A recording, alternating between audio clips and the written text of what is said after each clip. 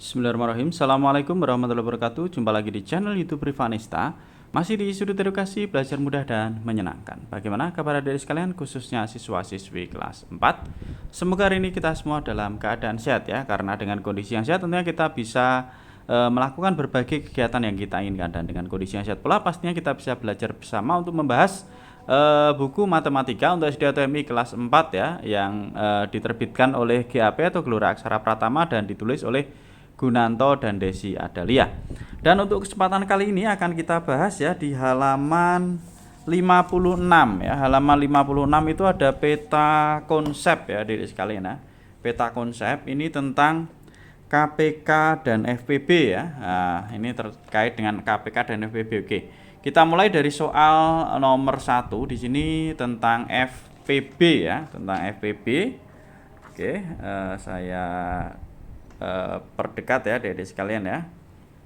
Ya, ini yang pertama itu tentang pengertian FPB ya. Sebenarnya kita mulai dari pengertian faktor bilangan dulu sebelum ke FPB ya. Jadi faktor bilangan itu adalah semua bilangan yang dapat membagi habis bilangan tersebut, itu namanya adalah faktor bilangan lah. Contoh faktor bilangan misalnya faktor dari 10. Faktor dari 10 itu adalah 1, 2, 5, dan 10. Jadi 10 itu bisa dibagi dengan 1, dapatnya 10, dibagi 2, dapatnya 5. Nah, itu faktor dari 10. Nah, selanjutnya faktor persekutuan, yaitu faktor dari dua bilangan atau lebih yang nilainya sama. Nah, misalnya faktor persekutuan dari 16 dan 20 itu adalah 1, 2, 4. Nah, dapatnya dari mana? Kita lihat di sini. Faktor dari 16 itu adalah 1, 2, 4, 8, dan 16. Faktor dari 20 adalah 1, 2, 4, 5, 10, 20. Nah, faktor persekutuan berarti yang ada di 16 dan ada di 20 berarti ada 1, ada 2, dan ada 4. Jadi faktor persekutuan 16 dan 20 adalah 1, 2, 4. Nah, setelah kita tahu faktor bilangan kemudian faktor persekutuan, lah baru kita ke FPB. FPB itu adalah faktor persekutuan dari dua bilangan atau lebih yang nilainya paling besar. Nah, ini yaitu FPB. Nah, bagaimana cara menentukan FPB dari dua bilangan? Nah, kita diminta untuk memberikan contohnya. Di sini udah saya buatkan contohnya adik-adik sekalian ya untuk yang FPB. Nah, ini misalnya ya. Tentukan FPB dari 12 dan 16. Nah, ada dua cara, yaitu dengan menggunakan pound faktor dan teknik sengkedan. Yang pertama kita gunakan cara pound faktor ya. 12 ini kita bagi 2 dapatnya 6. 6 bagi 2 dapatnya 3. Ini dengan pound faktor ya, kita bagi dengan bilangan prima. Selanjutnya 16. Ini tujuannya nanti kita untuk mencari faktorisasi prima ya adik sekalian ya. 16 dibagi 2 8, 8 bagi 2 4, 4 bagi 2 2. Nah, faktorisasi prima dari 12 itu adalah 2 pangkat 2 kali 3. Sedangkan faktorisasi prima dari 16 itu adalah 2 pangkat 4 ya, 1 2 3 4. Nah, FPB itu kita cari yang sama yang pangkatnya kecil. Nah, ini 2 pangkat 2 sama 2 pangkat 4 berarti kita ambil yang 2 pangkat 2, yang tidak ada temannya tidak ikut. Jadi FPB dari 12 dan 16 adalah 4 ya, 2 pangkat 2 yaitu 4.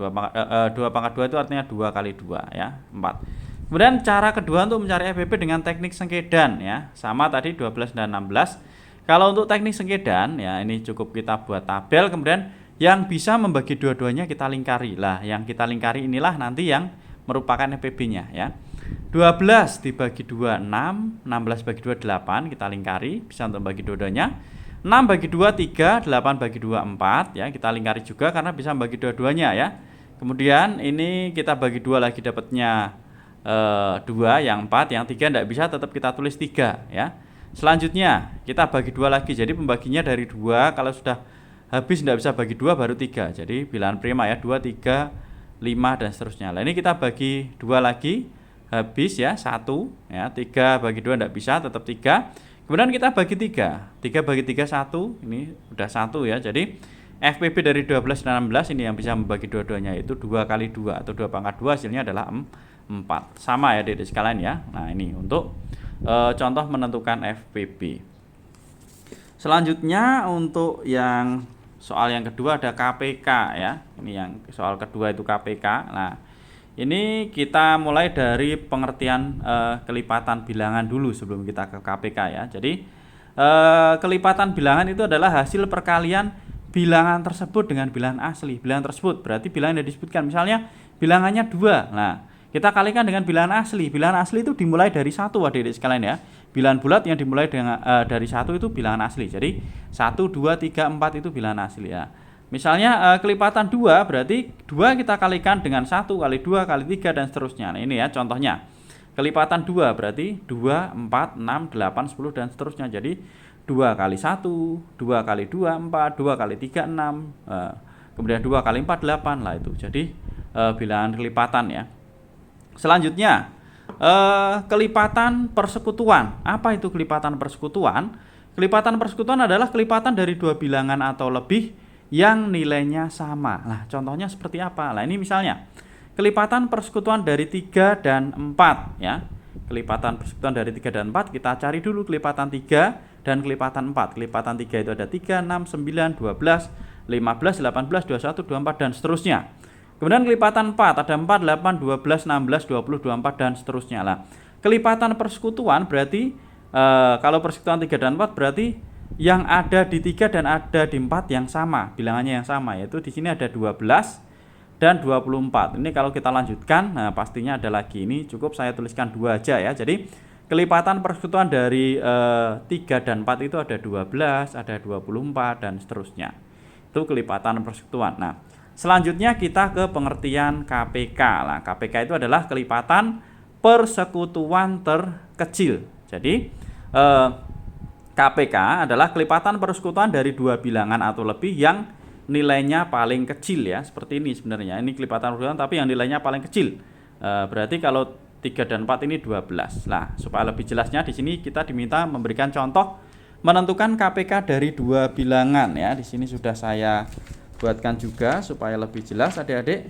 Untuk menentukan KPK itu juga ada dua cara dengan pohon faktor dan sengkedan. Misalnya tentukan KPK dari 28 dan 42. Yang pertama dengan pohon faktor, kita cari faktorisasi prima dari 28 dan 42 ya.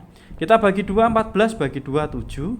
42 dibagi 2, 21. 21 bagi 3 dapatnya tuh 7. 28 berarti 2 kali 2 kali 7 atau 2 pangkat 2 kali 7. 42 ya, berarti 2 kali 3 kali 7. Kita lihat di sini ya, 2 kali 3 kali 7 lah. KPK itu kita cari yang sama yang pangkatnya besar. Ini 2 ya, berarti kita ambil yang pangkat 2. Kemudian tidak ada temennya ikut. 3-nya tidak ada temennya, kita masukkan. 7 sama berarti kita ambil salah satu ya. Jadi KPK-nya 2 pangkat 2 kali 3 kali 7 atau 2 kali 2 itu 4. 4 kali 3 12, 12 kali 7 84 ya. KPK dari 28 dan 42 adalah 84. Selanjutnya dengan cara kedua yaitu teknik sengkedan ya. Dengan cara membuat tabel ya. Ini 28 sama 42. Kita bagi 2, 14 bagi 2 21. Kita bagi 2 dapatnya 7 ya. 21 bagi 2 tidak bisa, tetap 21 karena ganjil. Nah, ini ganjil semua. Berarti kita bagi dengan 3.